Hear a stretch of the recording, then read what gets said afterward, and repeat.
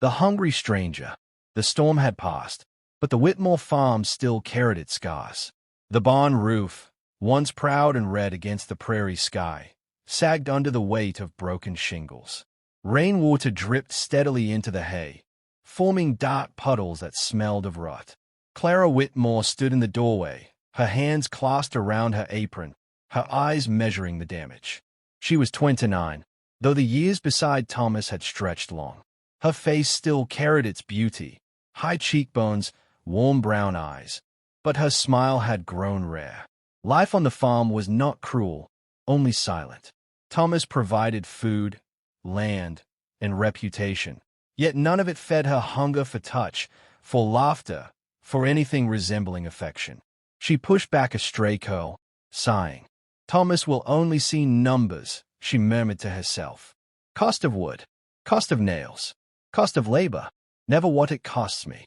As if summoned by her thought, she heard the crunch of boots on gravel. Turning, she saw a figure staggering up the dirt road. A tall man, lean to the point of hunger, clothes worn thin by dust and travel. A wide-brimmed hat shaded his face, but not enough to hide the sharp jawline, the scruff of an unshaven beard. His boots looked like they had carried him across half the West. Clara stiffened, her first instinct one of caution. Strangers were a rarity here, and rare things brought trouble. The man tipped his hat as he reached the fence. He said, his voice low, hoarse from thirst. I don't mean to intrude. I've been riding 3 days with nothing in my belly but water. I saw your place and thought maybe you'd spare a meal. I'll work for it if you like. Clara studied him, her heartbeat quickening in a way she hadn't expected. His eyes, when he lifted them, were startlingly clear, blue, piercing, yet softened by exhaustion. She saw no threat in them, only need. What's your name, stranger? She asked, folding her arms. Ethan Cole, he replied. Once I had steady work as a ranch hand. Times turned bad. Been drifting ever since. She hesitated. Thomas would never approve. He distrusted outsiders, especially men with nothing but desperation to their names. Yet Clara felt something stir within her, a mixture of pity, curiosity, and something more dangerous. The barn roof is ruined, she said finally, pointing behind her. If you can climb a ladder and swing a hammer, I'll see to it you're fed. Relief washed over Ethan's face, and he nodded. Much obliged. You won't regret it. Clara fetched him bread, cheese, and a jug of water. She watched as he ate, slow at first, then with the greed of a starving man. She should have looked away, should have left him to his hunger. But instead her gaze lingered on the way his strong hands broke the crust, the way his shoulders seemed built for labor despite his thinness. A flicker of guilt touched her chest. Thomas. She was Thomas's wife. Yet her husband had left before dawn, riding to town for business, and would not return until nightfall. The empty silence between them had long since become her prison. Ethan set the jug down, wiping his mouth with the back of his hand. I'll get started. Won't let daylight go to waste. She led him to the barn, the boards groaning as if sharing her weariness. He inspected the roof, nodding at the challenge. It'll hold again once I'm through. Clara folded her hands. I'll trust your word. As Ethan climbed the ladder, Clara found her eyes drawn upward against her will. His frame, though worn, moved with a steadiness that spoke of years spent on horseback, under sun and rain. The hammer rose and fell with purpose, each strike echoing across the fields. From the road, a pair of townsfolk slowed their wagon, casting curious glances at the stranger on the Whitmore roof. Clara felt heat rush to her face. Already the whispers would begin. The farmer's wife and her hired cowboy. She pretended not to see, but her chest tightened. Still, when Ethan glanced down at her, offering the faintest smile through his sweat, something inside her stirred alive. It had been years since a man had looked at her as if she were worth noticing. The sun dipped low, painting the barn in amber. Clara brought him supper on a tray. Beans, cornbread, and coffee. He thanked her, his voice softer now, touched with warmth. You didn't have to take me in, he said between bites. Most folks would have turned me away. But you didn't. Clara lowered her gaze, her voice barely above a whisper. Sometimes a body sees what another body needs. That's all. For a long moment, neither spoke. The only sound was the creak of the barn settling into night.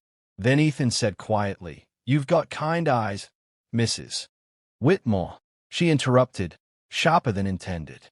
"Clara Whitmore." He nodded, as if storing the name carefully. "Well, Mrs. Whitmore, I aim to earn my keep." The formality of his words did little to cool the heat rising in her chest.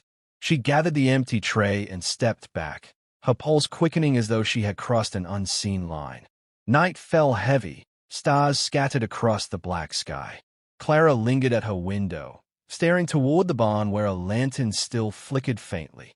Ethan was inside, sleeping under her roof, under her charity. Yet it felt as though something larger had entered with him, something she could neither name nor resist. She pressed her palm to the glass, whispering to herself, "Lord, help me." But even as she spoke, she knew she would not ask for help. Sparks in the shadows. The following morning dawned golden over the prairie, light spilling across fields that stretched endless and unbroken. Clara rose early, as always, but her body moved differently, more alert, more restless. She told herself it was the storm's damage weighing on her mind. Yet, as she tied her hair and stepped onto the porch, her eyes drifted first to the barn. A faint clatter echoed from within. Ethan was already at work, his hammer tapping rhythm against the rising sun. The sight startled her. Thomas, her husband of 10 years, never rose before breakfast unless cattle demanded it. Ethan, by contrast, worked with silent urgency, as if proving himself to the world. Carrying a jug of water, Clara approached. "You up with the dawn?" she said. Ethan glanced down from the ladder, his eyes crinkling at the corners. "Dawn don't wait on a man's comfort. Roofs neither." She handed him the jug, their fingers brushing. The contact was brief, but it lingered in her nerves, a spark that sent her pulse racing. She stepped back quickly, covering the reaction with a neutral tone. "Best pace yourself. Heat will set in soon." He replied with a faint smile. "I've labored under worse heat than this. Work's all I know." Clara lingered, watching him steady himself against the roof beams, shoulders flexing beneath the worn fabric of his shirt. She hated herself for noticing, yet the thought pressed in. When was the last time I noticed Thomas at all? Inside the farmhouse, breakfast felt hollow. Thomas had returned late from town and sat at the table now, his broad frame hunched over accounts, lips pursed as though figures mattered more than words. He ate in silence, speaking only to mutter about expenses, never once meeting Clara's eyes. "The barn roof will hold?" he asked flatly. "Ethan says so," she replied, her tone sharper than intended. Thomas frowned. "That drifter? Best not put too much faith in a man who can't keep steady work." Clara's jaw tightened. "He's skilled. He was hungry, not useless." Her husband grunted, dismissing the matter, and returned to his ledger. The conversation ended as it always did, with walls instead of doors. By afternoon, Clara carried lunch to the barn. Ethan sat in the shade, sweat dampening his brow, shirt clinging to his back. He thanked her with genuine warmth, his voice softer than Thomas's ever was. "I don't know how to repay this kindness," he said, setting aside his plate. "Feels strange to be treated like a man again, not just a burden." Clara lowered herself onto the step across from him, tucking her skirt beneath her legs. Everyone deserves a place to rest their bones, even wanderers. Ethan studied her, his gaze steady but not bold. "And you, Mrs. Whitmore, do you get a place to rest?" The question startled her. For a moment, she could not breathe. She searched his expression, wondering if he had meant more than his words implied. But his face betrayed nothing beyond quiet curiosity. "I rest enough," she lied, folding her hands. "Life is simple, hey? Simple, but heavy." He nodded, as though he understood more than she had confessed. They ate in silence, though the air between them felt charged, as if every unspoken thought vibrated in the space. Later that week, the town began to talk. Clara felt it in the way neighbors' eyes lingered too long, in the hushed voices that cut off when she entered the mercantile. A stranger on her roof, a man not her husband. Such things bred suspicion. Returning home, she found Ethan splitting wood behind the barn. His movements were graceful, powerful, the axe falling with rhythmic precision. Clara paused, hidden by the corner of the house, watching longer than she should have. Desire slid through her like a secret she could neither name nor expel. When she finally stepped forward, Ethan stopped, resting the axe head in the dirt. He looked at her without surprise, as though he had known she was there all along. "Mrs. Whitmore," he said softly, "I've been called many names in my life, but never someone scandal." Her breath caught.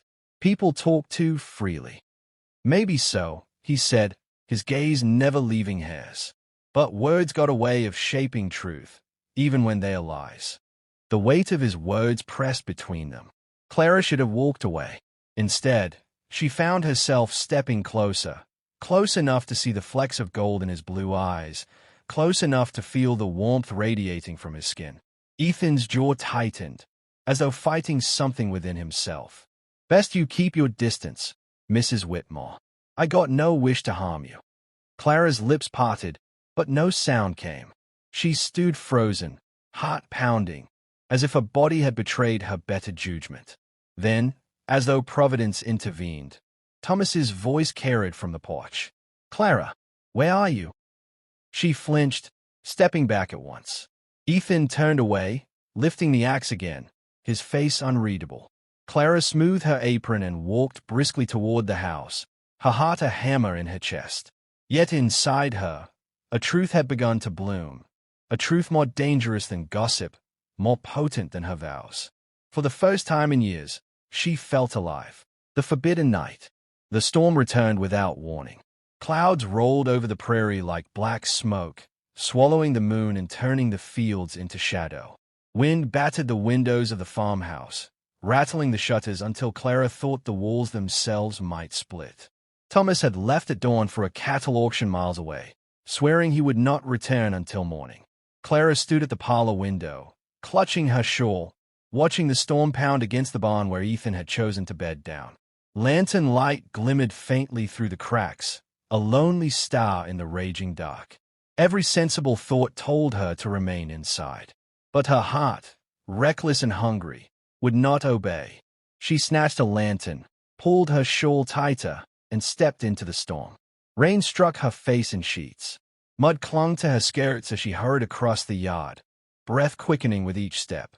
By the time she reached the barn door, water dripped from her hair and lashes. She pushed the door open, the hinges groaning, and entered the glow of Ethan's lantern. He looked up from where he sat mending a harness, surprise flashing across his face. "Mrs. Whitmore. Clara, what are you doing out in this weather?" Her name on his lips startled her. He had never spoken it so plainly, so intimately. For a moment she could not answer, only stand trembling, as though the storm had carried her here against her will. I wanted to be sure you were safe," she said at last. Ethan rose slowly, setting the harness aside. His shirt clung damp to his frame, hair tousled from labor. He stepped closer, his eyes searching hers with something both tender and dangerous. "You ought to be inside," he said softly. "Storm like this." Her words cut through him. "I couldn't stay." Silence swelled, broken only by the pounding rain on the roof. Their eyes locked, and in that moment Clara felt the world tilt, as if all her years of restraint had been leading here. Ethan's breath hitched. "You don't know what you're doing, Dot." "Yes, I do," she whispered, though her voice shook. He reached for her then, almost against his will, his calloused hand brushing her cheek. The touch burned through her, and before sense could intervene, their lips met, hesitant at first, then fierce, as though both had starved too long for this taste of life. Clara clung to him, her shawl slipping to the ground. The storm outside roared like judgment, yet inside the barn she felt only warmth, only fire. His arms wrapped around her, pulling her close, and she surrendered, body, heart, and every vow she had sworn but never lived. Time blurred. The lantern flickered. Their kiss deepened into something no storm could extinguish. When at last they pulled apart, breathless, Clara pressed her forehead to his chest. Guilt twisted within her, but desire smothered it. "This is wrong," she whispered. "Then let me go," Ethan said, his voice hoarse. But her hands only clutched tighter. They sank into the hay, the scent of earth and rain surrounding them. Every movement was desperate, reverent, as though each touch carved away years of silence. For Clara, it was not just passion but resurrection, the awakening of a woman who had long since been forgotten. When the storm began to ease, they lay together in the hush of the barn, lantern casting shadows across the rafters. Clara's breath slowed, her body trembling with the weight of what they had done. Ethan brushed a strand of wet hair from her face. His expression was not triumphant but solemn, as though he too understood the enormity of their trespass. "We can't undo it now," he murmured. "No," she said, her voice barely audible. "And I don't want to." A sharp crack split the air, a shutter banging against the farmhouse in the distance. Clara bolted upright, dread flooding her.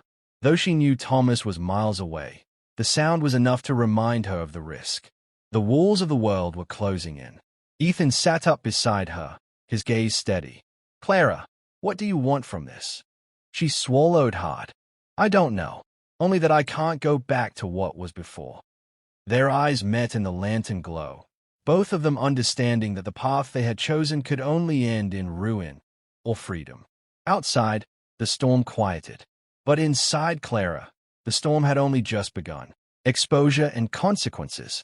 Dawn crept over the prairie, soft and deceptive, as though the world itself sought to cover sins beneath its golden veil. Clara stood at the kitchen window, hands wrapped around a coffee cup she could not bring herself to drink. Her body still remembered the heat of Ethan's touch, yet her mind swirled with guilt, fear, and something dangerously close to joy. The barn sat quiet in the distance. Ethan was there, sleeping perhaps, or wrestling with the same storm of thoughts. Clara turned from the window, heart pounding. She had crossed a line that could never be mended. By midday, the sound of hooves shattered her fragile calm. Thomas had returned early. His wagon clattered into the yard, dust rising behind him.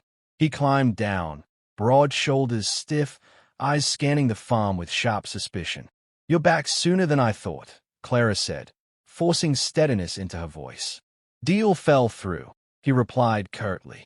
"Neighbor told me he seen a stranger on my roof. Some cowboy with no place to call his own. Care to explain?" Her stomach twisted. "I hired him. The barn needed repair. You weren't here." Thomas's gaze hardened. "And you saw fit to take in a drifter? Feed him? Let him linger under my roof?" Before Clara could answer, Ethan stepped from the barn, wiping his hands on a rag. His presence filled the yard like a sudden storm. He met Thomas's glare without flinching. "I worked for my meal," Ethan said evenly. "Your wife showed kindness, that's all." Thomas's face darkened. He stepped forward, fists clenched. "My wife don't give kindness to men she don't know. Not unless there's more to it." Clara's throat went dry. The air between the three of them tightened, charged with suspicion and unspoken truths. "Thomas," she began softly, "don't." But her hesitation was answer enough. Thomas's eyes narrowed, rage igniting in their depths. "God help me. Clara, you've shamed this house." Ethan moved swiftly, placing himself between them. "Don't put your hands on her," he warned, his voice low, steady as iron. Thomas froze, fury battling pride. His hand hovered near the revolver at his hip. For one long, breathless moment, Clara feared blood would stain the yard. Ethan saw it too. Slowly, deliberately, he lifted his hands away from his sides. "I won't fight you," he said. "Not here, not over her." Clara's heart wrenched. She stepped forward, tears brimming. "Thomas, listen to me. You gave me a roof, food, a name. But you never gave me love. I was dying here, day by day. And when I reached for something, someone who saw me, I couldn't stop myself." Thomas's jaw tightened, but he said nothing. The silence that followed was heavier than any shout. Finally, Ethan turned to Clara, his expression carved with sorrow. "I'll go. Best for both of you. Best for her." Her breath caught. "Ethan." He shook his head. "You gave me back my dignity, Clara, but I won't take your life apart." He tipped his hat once, then strode toward the open road. No bag, no horse, only the strength of a man who carried nothing but his legend. Clara wanted to call him back, to throw herself into his arms. But Thomas stood rooted beside her, a wall she could neither scale nor break. The townsfolk talked for months after. Some claimed Ethan had stolen Whitmore's wife. Others swore he vanished into the desert, chasing a new life. Around saloon tables, his name became a story, the starving cowboy who dared to touch what was forbidden, and walked away without firing a shot. Clara lived on, her days stitched back into routine, but her nights haunted by memory. The marriage endured, though it was emptier than ever. Every time she looked at the barn roof, whole again beneath the sun, she remembered the man who had mended more than wood, who had awakened something she could never put back to sleep. One evening, alone at the window, she whispered his name into the dusk. The road stretched beyond the horizon, endless, merciless. Somewhere out there, Ethan rode free. And though the town judged her, though Thomas never forgave, Clara carried a truth no one could take. Once, for one forbidden night, she had been alive.